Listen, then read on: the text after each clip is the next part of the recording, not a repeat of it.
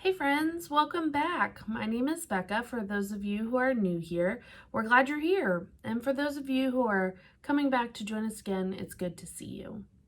So this week's children's sermon comes out of the book of Exodus. So when you think of the beginning of the Bible, it goes Genesis and then Exodus. And so we are learning about the 10 Commandments. So there's kind of some important details about the 10 Commandments. They didn't just come out of nowhere. Moses, this fancy guy with a really long beard, walks up Mount Sinai in a storm, and God gives him the 10 Commandments. And so we're going to go through the 10 Commandments today, and I have some pictures to help us.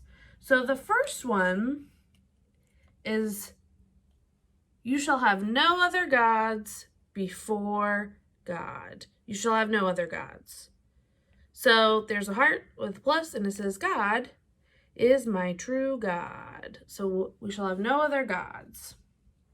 And number 2 is, we shall not use God's name wrongfully. So we keep God's name holy. What do you think that means, to keep God's name holy? I think it means to respect God's name and use it in positive ways. The third one, can you guess? Do you remember?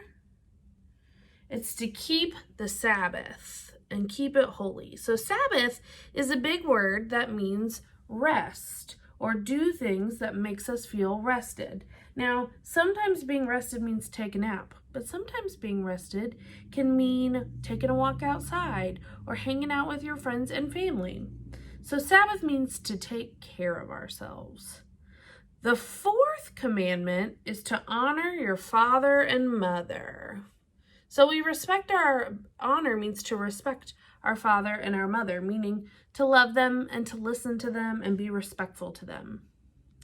Okay, the next one is, we shall not murder. So that's why there's a Band-Aid on there.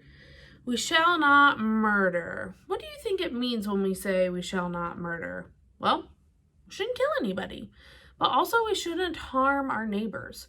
We should love them and we should respect them in what we do. The next one, I'm going to get creative here because I'm running out of fingers, is, we shall not commit adultery. That means that we will lead good lives and love one another.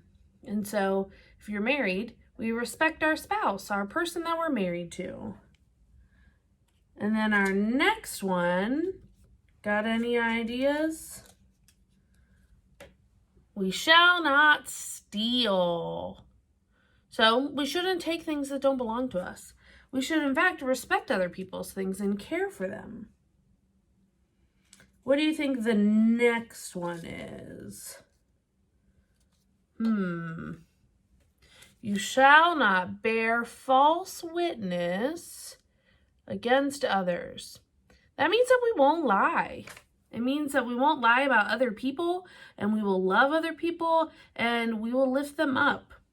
Instead of speaking badly about somebody, we defend them, and we help them, or we help explain that people are doing the best that they can. All right, 2 left. What do you think the 9th commandment is? You shall not covet your neighbor's house. That is right. You guys are so good at this. So we are supposed to not trick anybody out of their things and take their things. We should respect their things. And so instead of being jealous of what they have, we should be grateful for what we have and help them take care of their things. And hopefully they will help us take care of ours. And then the last thing. The last one's a little confusing and also kind of hard to get on my thumb because all my fingers are occupied. The last one is, we shall not covet our neighbor's wife or spouse or ox or donkey or anything that belongs to them. So this is an ox. And so we aren't supposed to take their things. We are to respect. It's kind of like not being jealous and not taking our neighbor's house. It's kind of like we respect all their other stuff too. So we won't covet their things, which means we won't want them and we won't steal them. And so we respect each other's things.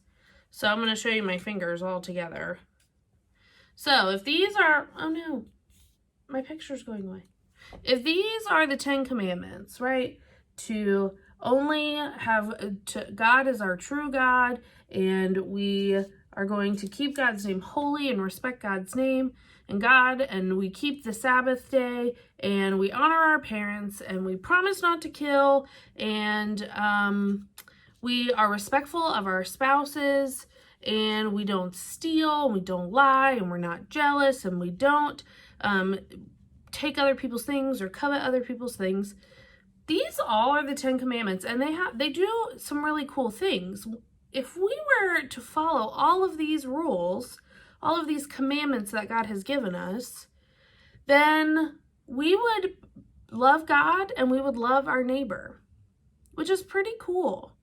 But you know, it's really hard to follow all these rules all the time because they're really big rules. They're big instructions that God gave us.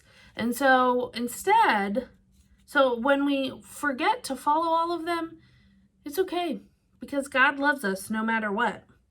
So it's all of these rules all of these instructions can feel really hard and really big, but truly, as long as we do our best, God is going to love us, which is kind of like the 8th commandment. We just have to do our best, and we have to do our best to love other people and to love God.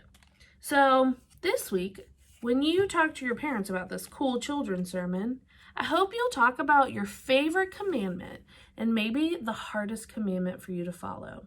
If you're looking for this story in the Bible, check out Exodus 21 through 17.